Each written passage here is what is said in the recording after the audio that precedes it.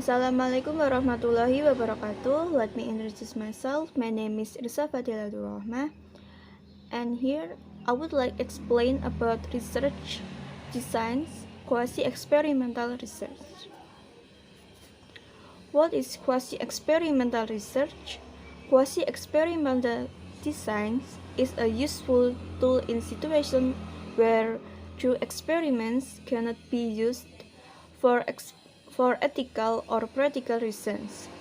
Like a true experiment, a quasi-experimental design aims to establish a cause and effect relationship between an independent and dependent variable.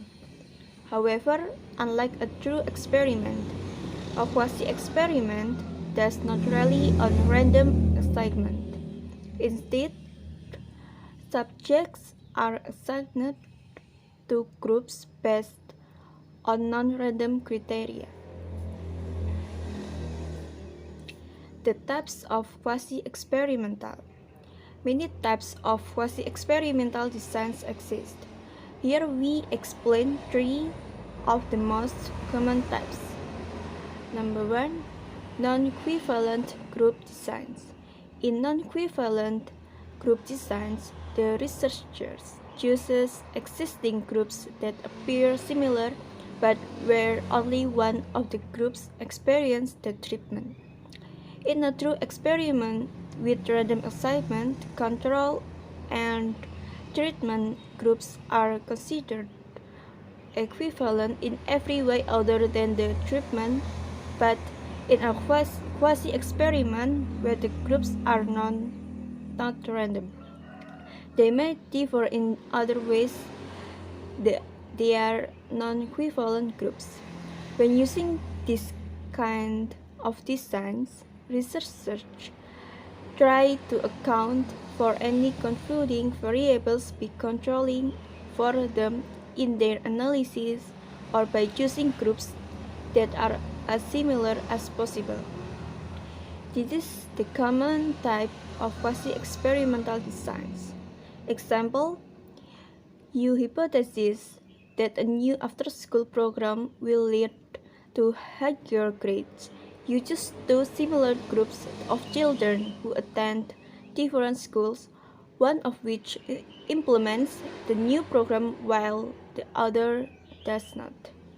By comparing the children who attend the program with those who do not, you can find out whether it has an impact on grades. Number 2. Regression discontinuity. Many potential treatments that researchers wish to study are designed around an essentially arbitrary cutoff, where those above the threshold receive the treatment and those below it do not. Near this threshold, the differences between the two groups are often so minimal as to be nearly non-existent. Therefore, researchers can use individuals just below the threshold as a control groups and those just above as a treatment groups. Example: some high schools in the United States are set aside for high-achieving students who must exceed a certain score on a test to be allowed to attend. Those who pass this test most likely differ systematically from those who do not. However, since the exact cutoff score is arbitrary, the students near to thresholds, those who just barely pass the exam, and those who fail by a very small margin, tend to be very similar with the small differences in their scores mostly due to random chance. You can therefore conclude that any outcome differences must come from the school they attended.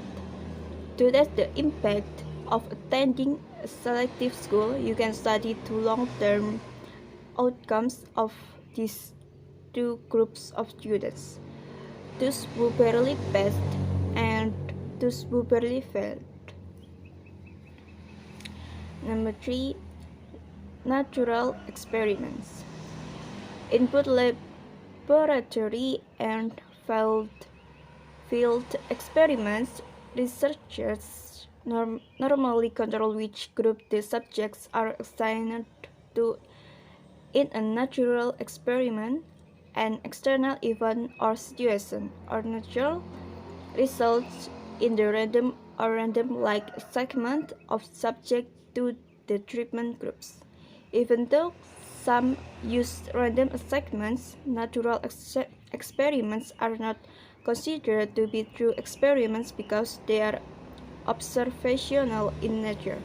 Although the researchers have no control over the independent variable, they can exploit this event after the fact to study the effect of the treatment.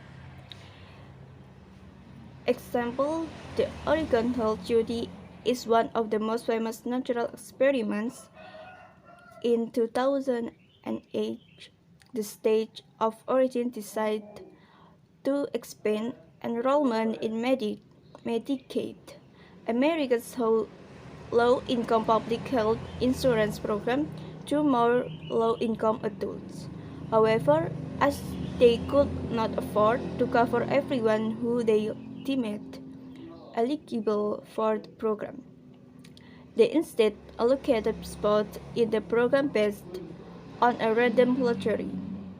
Researchers were able to study the impact of the program by using the enrolled individuals as a randomly assigned treatment groups and the other who were eligible but did not succeed in the lottery as a control group. Example of quasi experiment. You discover that a few of the psychotherapists in the clinic have decided to try out the new therapy, while others who treat similar patients have chosen to stick with the normal protocol.